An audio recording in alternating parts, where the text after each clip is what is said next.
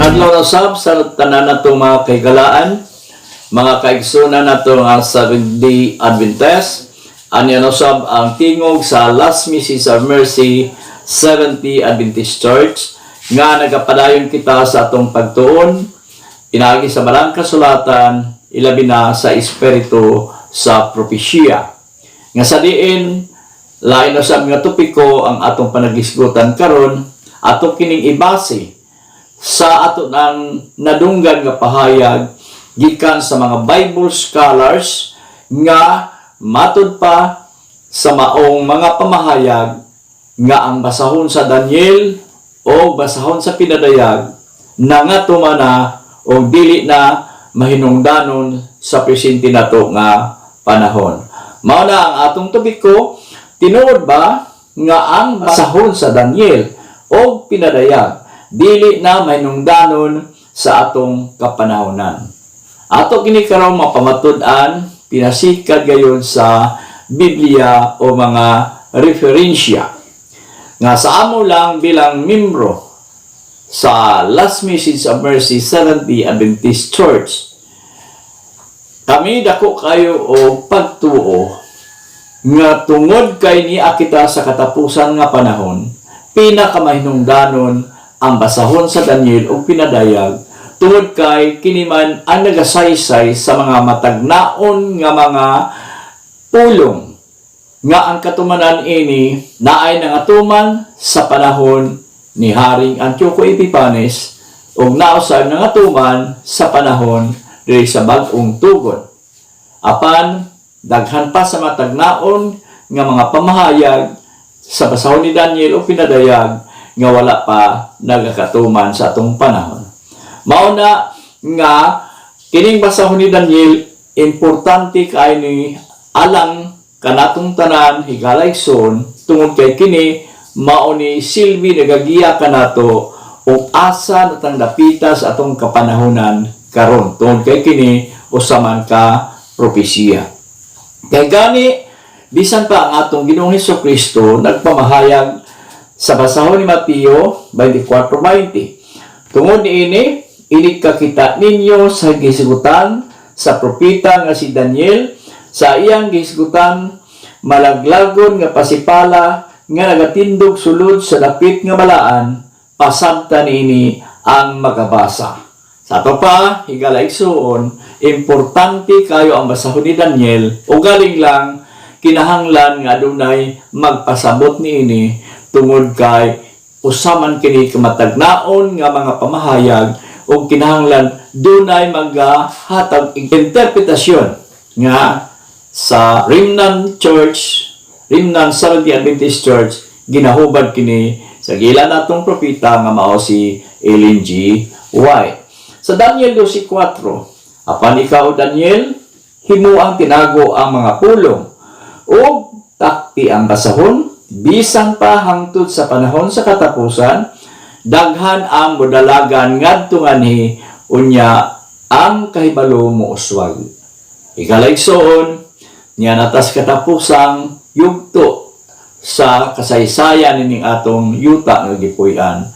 Busa mahinungdanon kayo ang basahon ni Daniel o basahon sa pinadayag tungod kay kini ang nagasaysay sa mga matagnaong nga mga pamahayag nga sa diin ang uban ini nangatuma na sa kapanahonan ni atong una pa mga katuigan apan ang uban wala pa nagatuman ug kini magakatuman na sa atong panahon nga ato karong sagubangon.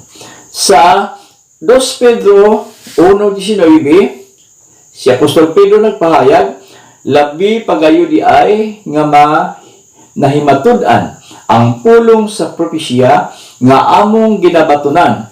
Maayo nga inyong himuon ang pagtagad niini maingon sa inyong pagtagad sa usa ka suga nga nagasiga sa lapit nga mangitngit hantod mo banag-banag ang panahon ug musubang ang bituong kabugason diha sa inyong mga kasing-kasing. Mao nang ipamahayag si Apostol Pedro nagahiskot siya sa pulong sa propesya nga mao ang matagnaong mga pamahayag nga gihatag niya sa basahon sa Daniel o sa pasahon sa pinadayag. Ngay ngani si Propeta Isaias nagasulti man sa Isaias 8:20 ngadto sa kasuguan ug sa pagpamatuod kung sila dili magasulti mahitungod ining mga pulonga sa pagkamatuod walay kabuntagon alang kanila. Higala igsoon ang espiritu sa tagna nga nisulat sa pasahon sa Daniel o sa pinadayag mas mahinungdanon kaayo kay ni anata sa katapusang mga adlaw.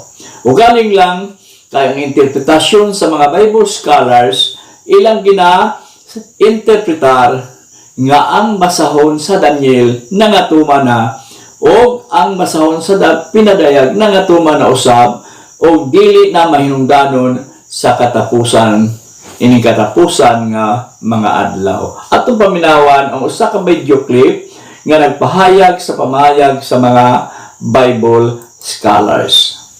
Ang historicist metodo kini sa pag-interpretar sa mga tagna gikan sa pagsulat niining maong manalagna nga iyang mga panghitabo naga-sunod-sunod subay sa gitagna hangtod sa katapusan nga kapanahonan. So gitawag kanang historicist nga approach sa pag-explicar, pag-interpretar sa mga tagna. Ang preterist, mga kaigsunan, alang ni ining preterist, ang sinulat sa Daniel na tuma na sa kapanahonan ni Antiochus Epiphanes. No? Natuma na. O alang sa preterist, ang pinadayag na tuma na sa panahon ni Emperador Nero. Busa, dili na kana mahinungdanon ang Daniel ug pinadayag kay humana ang mga panghitabo. Preterist. Ang future... So, higala igsoon, mao na ang pamahayag ni Pastor William Del Serrano nga nagaykan sa mga Bible scholars nga ang basahon ni Daniel o pinadayag nga natuma na o dili na kuno kinahanglanon o mahinungdanon sa atong presente nga panahon. Tinuod, may mga panagna sa basahon ni Daniel nga nangatuma na niyang adto pang ng labay nga mga katuigan apan doon na pa'y mga patagnaon nga mga pulong o panagna nga wala pa mga tuman o kinipalaaboton pa. Sama pananglit ining 7 ka iglesia, 7 churches nga naa diha sa pinadayag Kapitulo 2 o Kapitulo 3. Kini nagasaysay sa kahimtang sa mga Kristohanon gikan sa panahon sa mga apostoles o hangtod sa panahon sa Dark Ages o hangtod sa presente natong panahon.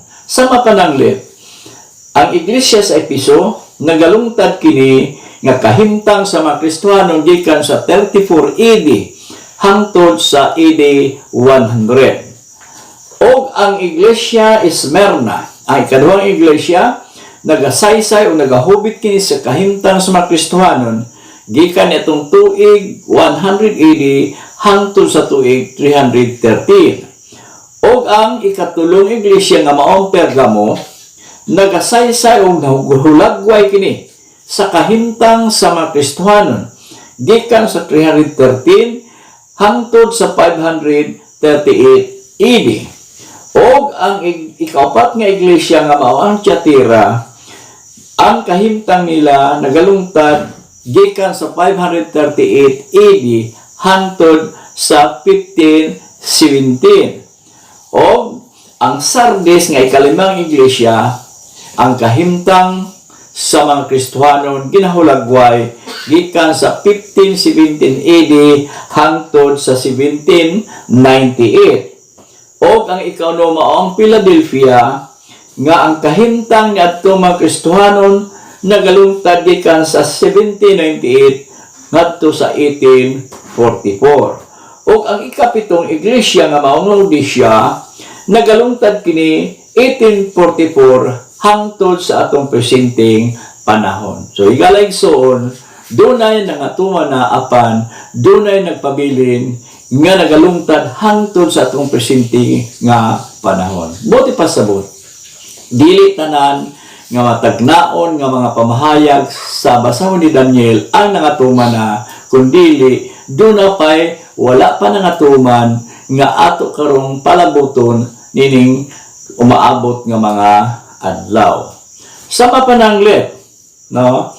Sa gipamahayag diri sa Kapitulo 6, di nag-isgot kini sa 7 kasilyo ya sa pinadayag Kapitulo 6. Ato makita din no, nga ang unang silyo nakita ni San Juan nga adunay usa ka kabayong puti ang nagsakay niini nagasaput usab og puti. Mao kini ang nagahulagway sa kahimtang sa mga Kristohanon gikan sa tuig 24 AD hangtod sa 100 AD.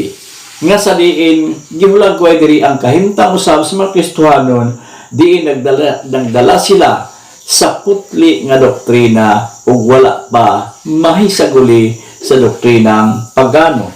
Mao na nga gisimboluhan sila sa puti nga kabayo, diin ang nagasakay niini nagsulog usab og puti nga sapot. Ang ikaduha, mao kini ang kabayo nga pula nga nagarepresenta nga ang putli nga doktrina nasagula na sa doktrina nga pagano. Diin ang kahimtang niini sa mga Kristohanon nagalungtad gikan sa 100 AD hangtod sa 313. Og ang ikatulo nga kabayo nga nakita usa na kamaitong nga kabayo, diin ang nagsakay ini adunay timbangan sa iyang kamot nga sa propesya nga ato nang natun-an ni atong miaging mga panahon. Nagasimbolo kini gikan sa 313 hangtod sa 530 AD nga sa diin ang putli nga doktrina nga gikan sa mga apostolis nga gipahayag sa Biblia nahimo nang itom o nawala na ang iyang pagkaputli. O ang ikapat nga nakita o silyo nga nakita mao ang luspad nga kabayo, di ang nagsakay niini gihanlan og kamatayon, mao ni nag-ilustrar sa kahimtang sa unang iglesia gikan sa 538 ngadto sa 1517. Di nahaiguman sa unang mga Kristohanon ang persecution sa mga balaan, diin minilyon ang gipamatay sa usa ka religyoso o politikanhon nga gahom. Og ang ikalima, diin nakita ang usa ka silyo nga adunay saput nga puti o naghulagway kini gikan sa 1517 ngadto sa 1798 nga ang kahimtang sa mga Kristohanon nga gipamatay nagahatag sila og pamahayag kanus himua ang paghukom sa mga tao nga nagahimo kanila nga alaot apan ang Biblia sa pamahayag sa balaang kasulatan sa pinadayag nagasulti dito nga gipapahulay sila sa makadiyot, giin gitagaan sila og puti nga biste og papahulayon sa makadiyot hangtod makumpleto ang gidaghanon sa mga Kristohanon nga magapatyon sama ka nila. Og ang ikaunom nga silyo o timbre nga nakita ni San Juan nga mangit-ngit ang adlaw og ang bulan wala na mohatag og kahayag og nangahulog ang mga bituon sa langit. Nahitabo kini sa 1798 hangtod sa 1844. So igalayson ang unong katimbre nga tuman na apan ang ikapito nga timbre nga makita sa pinadayag 8:1 wala pa kini matuman. Kay mao kini ang nagpahayag sa ikaduhang pagbalik ni Kristo. So higalayson, dili tinuod ang gisulti sa mga Bible scholars nga ang basahon sa pinadayag o sa basahon ni Daniel dili na mahinungdanon kay nangatumana apan ang tinuod pinakamahinungdanon kining maong mga panagna nga gipahayag kay ani anak kita kiron sa katapusang mga adlaw. Sa pagpadayon sa pasahon sa pinadayag atong nakita ang duha ka mapintas nga mananap nga sa diin wala pa kini makumpleto ang pagkatuman niini sumala sa propesya. So sa pinadayag kapitulo 13 adunay nakita nato diri nga duha ka matang sa mapintas nga mananap nga ato nang natun-an ni ato pang miagi nato nga pagtuon. So ang unang mapintas nga mananap nga nakita ni San Juan sa pinadayag 13:1 nagpahayag siya og nakita ko nga diha migimaw sa dagat nga usa ka mapintas nga mananap nga may napulo ka buok sungay og 7 ka buok ulo ug napulo ka buok purong-purong diha sa iyang mga sungay ug may mabugal-bugalon nga mga pangalan diha sa iyang mga ulo. Og kini maong mananap sumala sa mabasa nato sa Biblia ug ang mapintas nga mananap nga akong nakita daw sa kalyepardo ang iyang mga tiil murag tiil sa uso ug ang iyang baba murag baba sa leon. So kinsa man ang girepresentahan nining maong mananap. Sa ato lang natun-an ni ato pang miagi mga simana, kini nagarepresentar sa papadong Roma. Both the Bible and the spirit of prophecy clearly points this best out of being the Roman Catholic Church or the papacy. So the Roman Catholicism, an ecclesiastical body clothed with civil power, represent the leopard beast Sign of the Times, Volume 3, page 125 to 126. O sa iyang ulo may samad nga ikamatay. Apan ang mga samad nga ikamatay, kininaayo, o ang tibuok na yuta na hibulong, o nunot sa mapintas nga mananap. Igaligso ni atong una pa natong pagtuon, ni atong miagi mga simana, ang katumanan ining gihiskutan diri nga usa siya mga ulo may samad nga ikamatay mao kini ang katumanan sa diha nga si Pope Pius VI gidakop ni General Werther sa Pransya niadtong tuig 1798 o gidala ni siya dito sa Fortress of Valence o gibilanggo siya o sulod sa 18 ka mga bulan namatay siya diha sa sulod sa bilangguan. Katumanan sa gipamahayag sa Biblia nga usa sa iyang mga ulo may samad nga ikamatay apan kini naayo.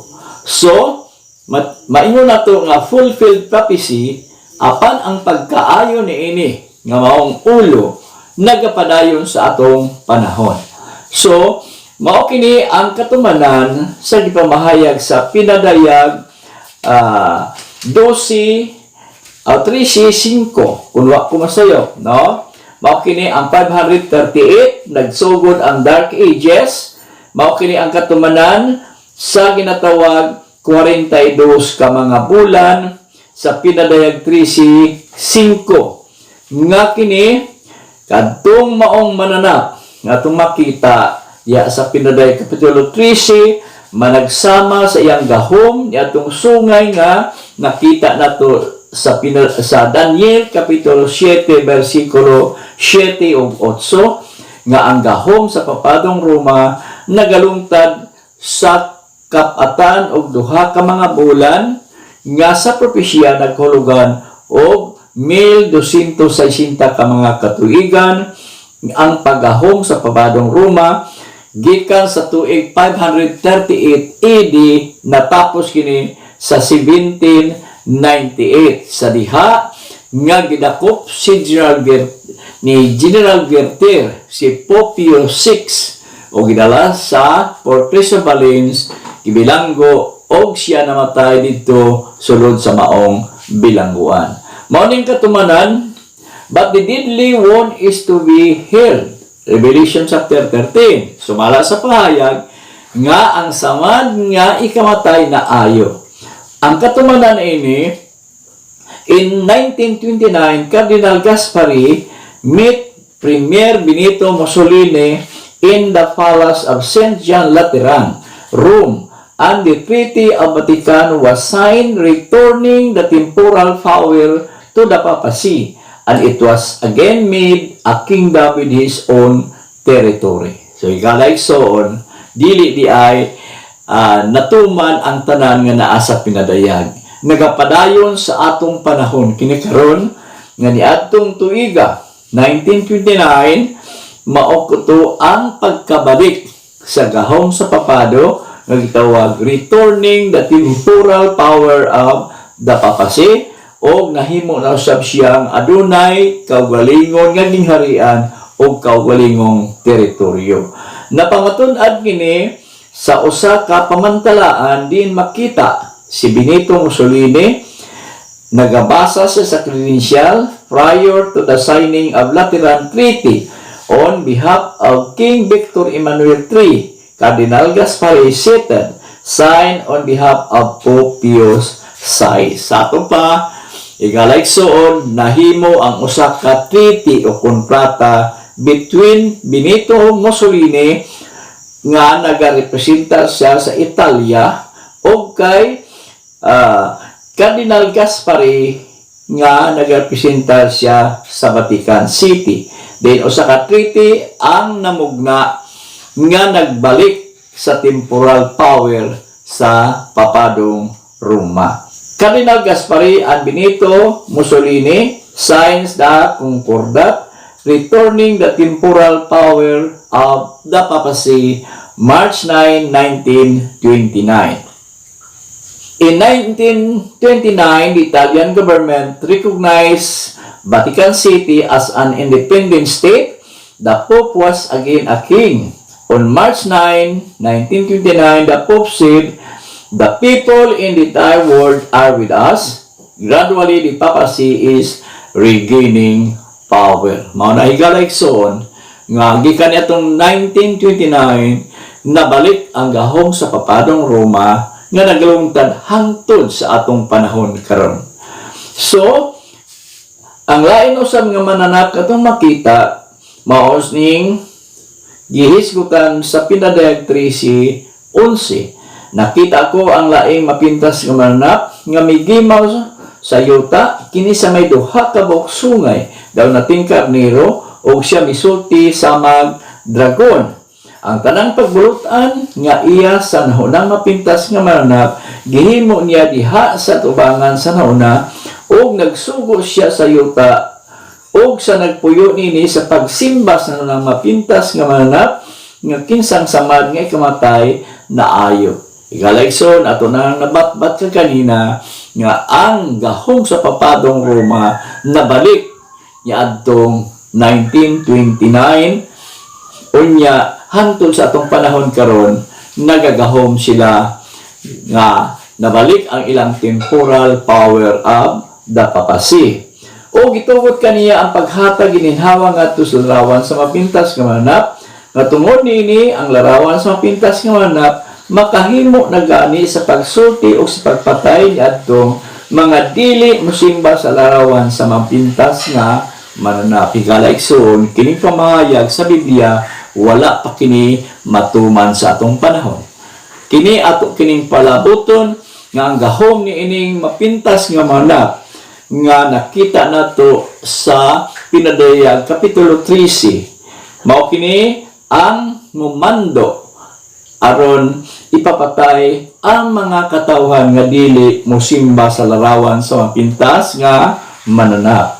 Unya ug ang mga timawa sa kadagkuan, mga dato o mga kabos, mga ulipon ug taong gawas, ang tanan iya usab nga gipangmarkahan diha sa kamot o sa agtang. Pinadayag 13:16 nga kini di ang mapintas nga mananap mao kini ang mohimo og usa ka marka ngadto sa mga katawhan nga ang maong marka makita diha sa tuong kamot o sa agtang.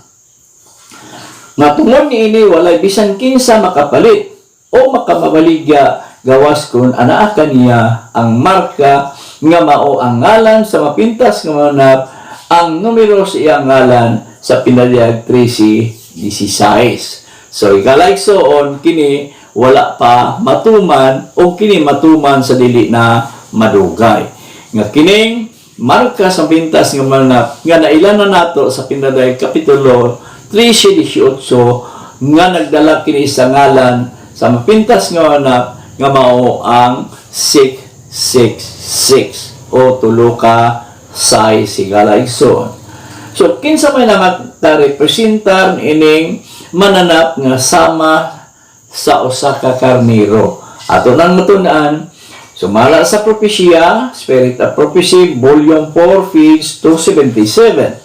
Both the Bible and the Spirit of Prophecy clearly points the best out of being the United States of America coming out of the earth instead of the sea. Higalaigsoon sa propesya, mabot ang panahon nga mogahom ang Estados Unidos. Subutang nga dili tinuod ang ingon sa mga Bible scholars tungod kay wala pa man kagahom ang Estados Unidos sa Amerika.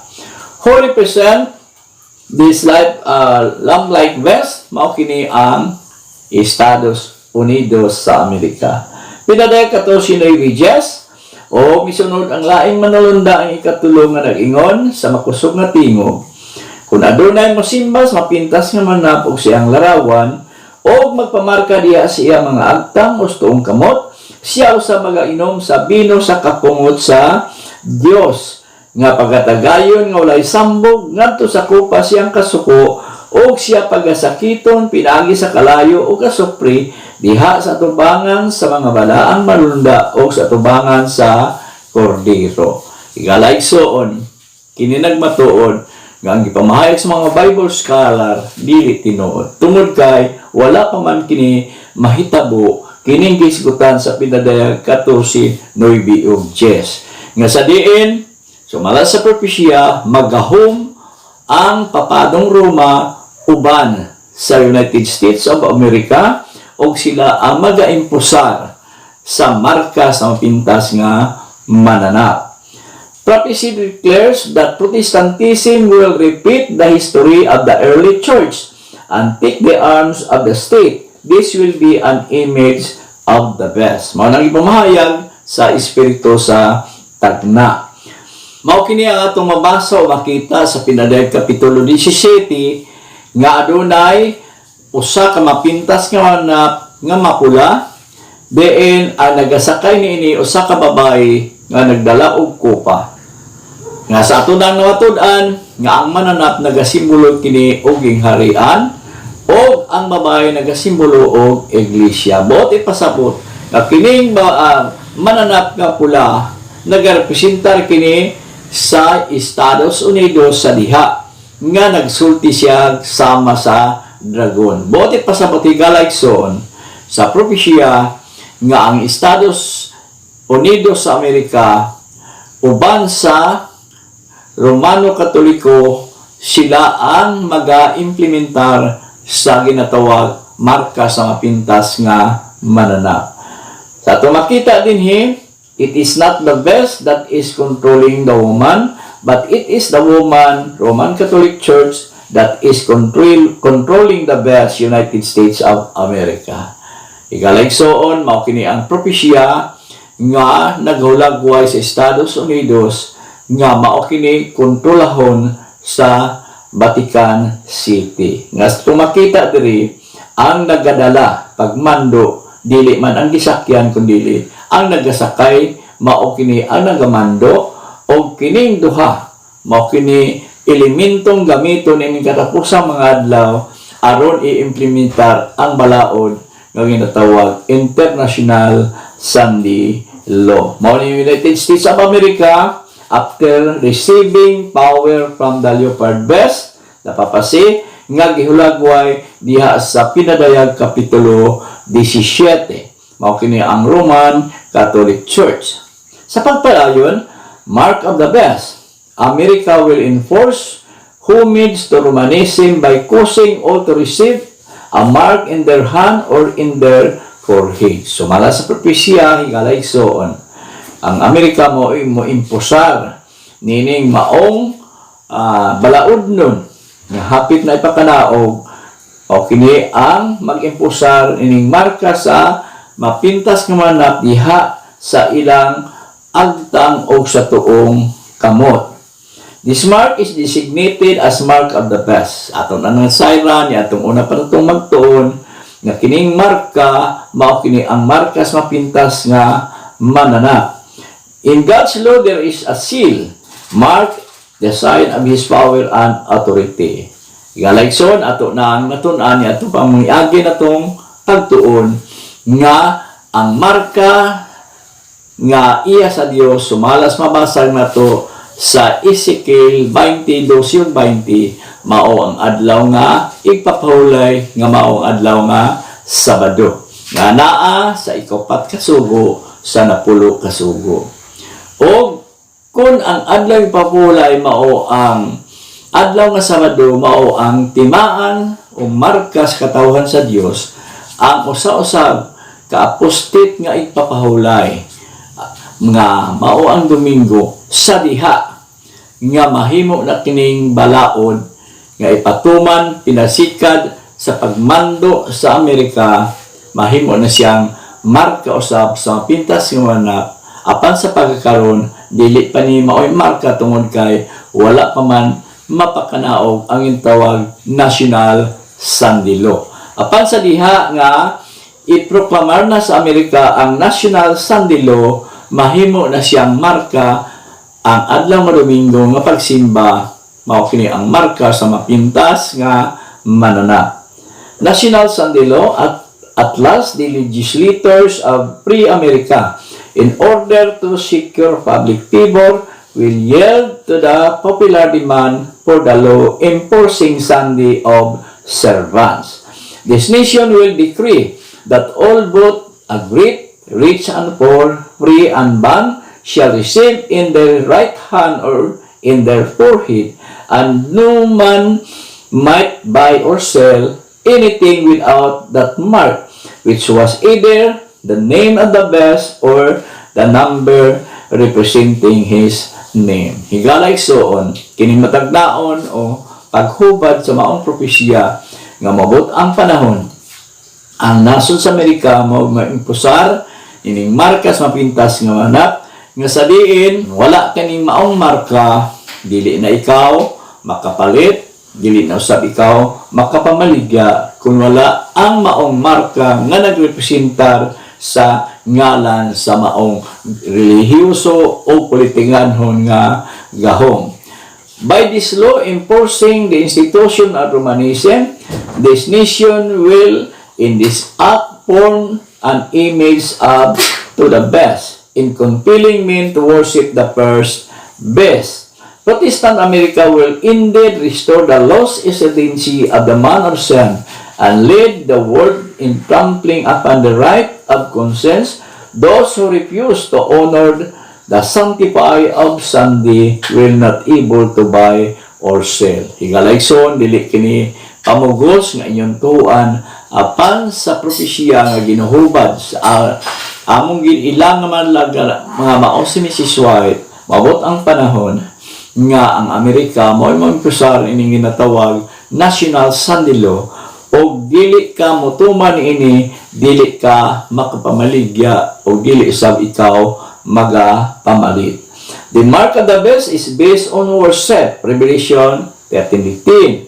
The worship of God on the seventh day is the most rejected law of God in our today. The test of final crisis will be centered around this issue. Will we obey man or God? Yan ang panahon na higalayson. Ako abot na ang panahon nga iproklamar na gyud ang International Sunday Law diin ato makita karon nga gikondisyon pa ang mga tao may tungod sa adlaw Domingo, no? Ato makita gumikad aning coronavirus nga usa ka pandemic, ginakondisyon ang hunahuna sa mga katawhan pinasikal sa adlaw Domingo nga sa diin dunay mga lakang nga ang adlaw Domingo mao ni ginatawag nga a day of prayer unya ang adlaw nga Domingo moabot ang panahon nga mao lang kini ang adlaw nga ginatawag og rest day. Nga tungod nga sa ato ang kahimtang karon, posible nga mobagsak ang ekonomiya o moabot ang panahon nga isa na lang ang rest day o papahulayan sa mga katawhan nga mao ang adlaw nga Domingo. Man will be marked, Sunday worship will be the deciding factor. This will be the basis for deciding who will buy or sell. So, sa propesya, nag-ingon diri ang Domingo sa diha nga ipakanaog bilang balaod sa tibuok nga kalibutan, mahimo ni siyang international nga balaod nun. O kung dili ikaw mutuman, dili ikaw makapamalit o dili ka makapamaligya. Those who refuse to disobey God's time law, the 70th Sabbath, will be persecuted for not accepting the mark of loyalty to earthly powers. Kadtong dili mo sunod o magpabilin siya nga matinumanon o maminatud-on sa balaod sa Dios sa pagbalaan sa adlaw nga ipapahulay nga mga adlaw Sabado siya pagalutuson. It will be decreed that they must die. In that day, only God will be the defense and protector of His people. So, adunay balaod sa kamatayon nga ang bugtong lang panalipod sa mga Kristohanon kung maabot ng maong panahon, maurag yun ang Diyos. Vatican City is not able to directly take over America, although she seeks to grow in power, yet Protestantism remains in majority. The objective can be achieved in one way. Kalayson ato makita sa mga television karon, no, nga naghiusa na ang mga reliyon nga Protestante, naghiusa na sa Romano Katoliko. So, mao ni palatandaan sa diha nga maghiusa na gani ang relihiyon mao nang panahon na nga doon na gyud ipakanaog ang International Sunday Law. A passage of National Sunday Law under Protestant direction will be necessary. Kinahanglan nga mapasagyod ang International Sunday Law. To secure such Sunday Law, an amendment to the Constitution of the United States as will indicate that this is a Christian nation and place all Christian laws, institutions, and usage of our government on undeniably legal basis in the fundamental law of the land. Mao kini higalaysoon nga ang mga lakang nga ang Amerika maga-legislate gayud nga amindahan ang mga konstitusyon o himuon ang balaod para sa Domingong gitawag o Christian Sunday. It is apparent that the mark of the beast is a symbol of rebellion, disloyalty to the government of God, for it calls forth the most serious warning in the entire word of God. So, ang markas mapintas nga anak, usa kini kapag rebelde sa panggoberno sa Dios. Mao na nga dunay katapusang pagtawag, serious nga pagtawag, mo nag-ingon deep and life message nga gihimo sa three angels message. Nga mao kini ang ginawali sa Last Message of Mercy uban ang mga independent ministries nga nagawali sa katapusang mensahe sa kaluoy prior sa declaration sa International Sunday Law. The Bible reveals one way to escape receiving the mark of the beast, and that is to obey God's commandment by faith in Jesus in unblemished strength. Walay laing pamaagi nga malikayan nga makadawat ka sa mapintas, markas mapintas nga manap, gawas lamang nga tumano na nato ang kasuguan sa Dios. The Bible Sabbath, Saturday, is the sign of God's power and ownership of His people. So, ang Biblia na pumahayag nga ang adlang papulay ng maong Sabado mao ni ilhanan sa katawhan sa Dios sa iyang gahom o sa iyang pagkagamhanan nga siya mao ang tagmog na og naga-create ni atong kalibutan. And halo may sabat, and shall be a sign between me and you, that you may know that I am the Lord thy God. Mauning kaingon sa Ezekiel 22:20, balaana ang akong adlaw nga ipapahulay kay mao sa kini usa ka timaan, tali ka na ako kaninyo aron kamo makaila nga ako si Jehovah ang inyong Diyos, no, nga nagbalaan kaninyo. So higala igsoon, pinagi sa mga pinghitabo karon ning coronavirus nga tibuok kalibutan ang apektado niini, ato makita o maila ang lakang o mga lakang nga hingo sa panggobyerno may tungod ining adlaw nga Domingo, no? Sa among pagtuod pinasikat sa propesya, haduol na gyud ang ginatawag National Sandilo nga pinagi niining maong diagram nga gimugna sa among giilang alagad nga si Moses White sa atong panahon karon niata sa proclamation of present truth sa Revelation chapter 18. Ato nang natun-an ni atong miaging mga pagtuon nga ang dapat iwali karon sa tibuok kalibutan mao ni ang presente nga kamatuoran nga makita nato diha sa pinadayag Kapitulo 18. Inubanan sa katapusang mensahe sa ikatulong manulunda nga makita sa pinadayag Kapitulo 13, 9 o 10. Nga nagaingon dito, si bisan kinsa nga mosimba sa mapintas nga manap o sa iyang larawan o magapamarka diha siyang agtang o tuong kamot, siya usab magadawat o magainom sa bino sa kasuko sa Dios nga pagatagayon sa iyang kupa sa kaligot-got o siya pagasilutan pinagi sa kalayo ug asupre diha sa tubangan sa mga manlunda o sa kordero. Mao kini ang presenteng kamatuoran idubanan sa mensahe sa ikapat nga manlunda nga naa sa pinadayag Kapitulo 18 nga nagahiskod diri sa pagpagawas sa mga katawhan sa Dios diha sa mga simbahan nga nahimong Babylonia. Ngayon dito, gumula kamo akong katawhan aron dili kamo makaapil sa iyang mga kasalanan o aron kamo dili makaapil sa mga hampak. Kay ang iyang kasalanan naiabot na ngadto sa Dios o mao kini hinungdan nga ang katawhan sa Dios prior sa pagpakanaog sa International Sandilo adunay dako nga pagproklamar paghatag sa presenteng kamatuoran ngadto sa mga katawhan. Sumala sa diagram nga atong gihimo mga kaigsunan, kini wala pa ni manghitabo apan ngano nga nakahimo ani tungod kay mao ni ang gipamahayag sa alagad sa Dios nga si Mrs. White. Makita nato dinhi nga adunay ginatawag og close of provision, no?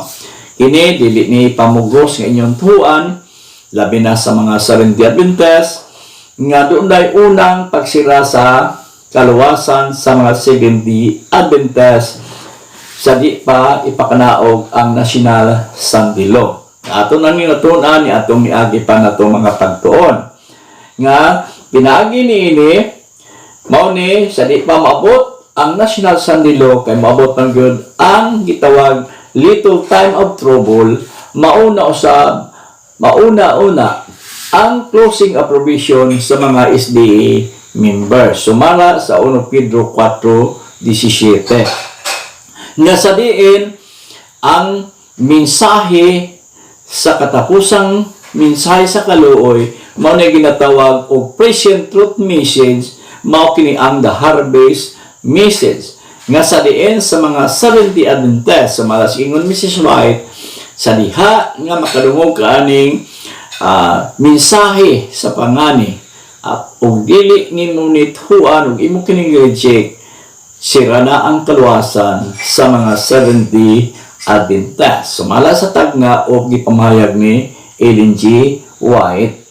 So human ini kung sa di pa ipakanaog ang sandilo, aduna pa ginatawag final seal to remnant people of Revelation chapter 7. So, bago ang sandilo, dunay pagsilyo sa katawhan sa Dios diha sa mapundok sa Seventh-day Adventist. Final mark of the best to Sunday worshiper. Bot pasabot higala igsoon sa diha nga ipakanaog na ang International Sunday Law. Unya mahimo na ning balaod nga ang Domingo mao na ang adlaw nga ipapahulay o kung ikaw magasunod niini mamarkahan ka sa final mark of the best. Unya pagasundan kini calling is the people to come out from Babylon. Mao ni sa presenting panahon nato karon, mao ni pagproklamar sa present truth, mao kini ang pagtawag sa mga katawhan sa Dios. Labi na gyud sa mga Seventh-day Adventist nga anaa pa sa mga denominasyon nga nahimong Babylonia. Apan kung ang imong denominasyon nga giapilan dili Babylonia, walay katarungan nga mogawas kadiha. So, pagasundan kini, God's people will suffer great persecution and be brought to courts for their faith in Christ. Sa diha nga ipakanaog na ang International Sunday Law, may tabo ang itawag little time of trouble kay ang katawhan sa Dios pagalutuson man gayud unya daghan sa uban nga mahayagom sa kamatayon, daghan usab nga pagadad-on dito sa korte aron siya magapanubag sa ilang pagtuo ngadto kay Kristo, ilabi na nga dili pagsunod sa balaod sa Domingo. Final call to come out from other groups of people. Sumara sa Revelation chapter 18, 1-5, mao ni ang final nga pagtawag sa mga katawhan sa Dios nga anaa sa ubang mga kaiglesiyahan. Mao kini ang judgment of the living nga anaa diha sa little time of trouble. Mao ni ang close of provision. Humanya na mao kini ang pagsira sa kaluwasan sa tanan na nga katawhan, human ang gamay nga kasamo. So kini higala igsuon, wala pa ni manghitabo. Dili ni ingon nga pamugos nga tuhuin ninyo apan kami nga mga remnant o Last Message of Mercy Seventh-day Adventist Church kung tanon nagatuo ni ining maong paghubad sa mga matagnaon nga mga pulong diha sa pinadayag kapitulo 13 o kapitulo 18. Mao kini ang pagsira sa kaluwasan sa mga tao sa diha nga mahumana ang little time of trouble. Butang hikaligson nga wala pa mahitabo sa atong panahon. Palaabuton pa kini o kini mag-abot sa dili na madugay. Unya humanya na mga kaigsunan, no? Usa pa moabot ang gitawag great time of trouble. Nga kini mao ni ang kinatawag the 7 last plagues, 7 kahampak nga mahaguman sa mga katawhan nga dili nagsunod sa balaod sa Dios. Ang una, sumalas na mabasa nga ang tanang dautan takbuyan sa ginatawag og mga kabahong. Ang ikaduhang hampak nga ang dagat na himong dugo ug ang ikatulo ang tanang tinubdan sa tubig na himong dugo ug ang ikaapat ang adlaw gitagaan og gahom sa pagsunog sa tao apan dili mamatay ug ang ikalima ma-eksperyensyahan ang hilabihan nga kangitngit. Diin ang ikauno mo ni ginatawag gubat sa Armageddon. Unya ang ikapito mao ni siya ang pag-abot sa dako kayong linog sukad wala pa mahitabo. O kini wala pa ni mahitabo sa atong panahon. Bote pasabot nga ang sulti sa mga Bible scholars nga ang basahon sa pinadayag na natuma na butang na dili tinuod higala igsoon tungod kay wala pa man nato ma-eksperyensyahan ang International Sunday Law, labaw na nga wala pa nato ma-eksperyensyahan ang 7 kahampak nga mahiaguman sa mga katawhan nga dili nagsunod sa kasuguan sa Dios. So kini palabuton pa higala igsoon. So human niya na suma sa propesya mao pa ang pagbalik sa atong Ginoong Hesukristo. Silence in heaven of half hour, unya all righteous ascend to heaven. Ang tanan nga mga dautan sa diha nga mabalik na ang Ginoo sila mga matay pinaagi sa kusog tayo nga linog, unya kining kalibutan nga atong gipuy-an magguba ni siya tungod sa dako nga linog, unya siya tunas na lang isa ang mabilin ni ninyo ta tungod kay ang mga matarong na banhaw man sa unang pagbalik ni Kristo ug ang mga matarong nga buhi sakgaon man pinagi sa panganod aron makig-uban sa Ginoo ngadto sa iyang gitagana nga puloy-anan nga walay katapusan sumala sa mabasa sa Juan 14:1 ngadto sa 3. Unya mao kini ang millennial judgment. Mao kini ang ginatawag 1,000 years nga pagpuyo sa mga matarong dito sa langit kauban sa atong Ginoong Hesukristo. Muni gitawag millennium, butang nga wala pa matuman sa atong panahon. Ato pa higala igsoon ang ipamahayag sa mga Bible scholars dili siya tinuod nga natapos o natuman na ang basahon sa pinadayag. Daghan pa nga mga panghitabo nga posible hitabo wala pa maktuman. Humanya na higaligson sumala sa propesya nga gi-interpret sa alagad sa Dios nga si Mrs. White sa diha matapos ang usa ka libo ka tuig ipakanaog na usa diri ang balang syudad sa Jerusalem uban na sa iyang katawhan unya ang tanan nga mga dautan mga banhaw sila ang ilang gidaghanon sama sa bunbon sa dagat. Unya sa diha nga mabanhaw ilang libutan ang bagong Jerusalem apan dunay kalayo nga gikan sa langit nahulog ninyo taa og sila gisunog kauban ni Satanas. Ug kining ato nga kalibutan gigipuy-an mahimo kini siyang imperno. Mao ni ulayo ni pinagi sa kalayo sa diha matapos ang usa ka libo ka tuig. Mo ni ginatawag nga executive judgment.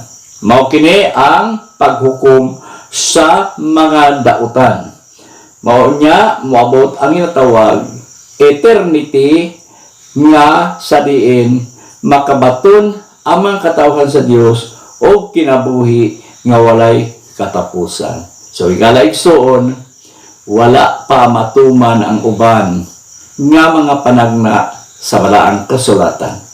Tinuod nga dunay nangatuman na apan daghan pa ang wala matuman nga ato kining masaksihan o ato kining palaubuton nining katapos sa mga panahon. So mao kini ang baruganan sa mga membro sa Last Message of Mercy nga dili tinuod ang gisulti sa mga Bible scholars nga natuman na ang mga panagna sa basahon ni Daniel o sa pinadayag o dili na mahinungdanon sa atong presente nga panahon. So mala sa atong natunan og ipahayag, mas mahinungdanon kaayo ang basahon ni Daniel o basahon sa pinadayag kay aniya na kita sa katapusang mga adlaw. So igaligsoon kini among ipamahayag dili kini pamugos at huin ninyo amo lang gipaambit sa inyo nara sa inyo kung inyo kining tuhuan ang among papel mao lang ang pagpahat at pagpahayag sa gisulti sa Biblia pahitungod sa propesya nga ginainterpretar sa among gituan nga usa ka propeta nga mao si Ellen G. White. Ug kay wala naman usab kitay panahon kining ubos niyong igsoon Jess Desidelia magaingon ang Diyos sa langit maghahatag unta na nato mga maayong panglawas malikay kita nining balatian nga coronavirus o Daghang salamat. Home is where the heart is, my heart's own home. Though I never really had one to call my own.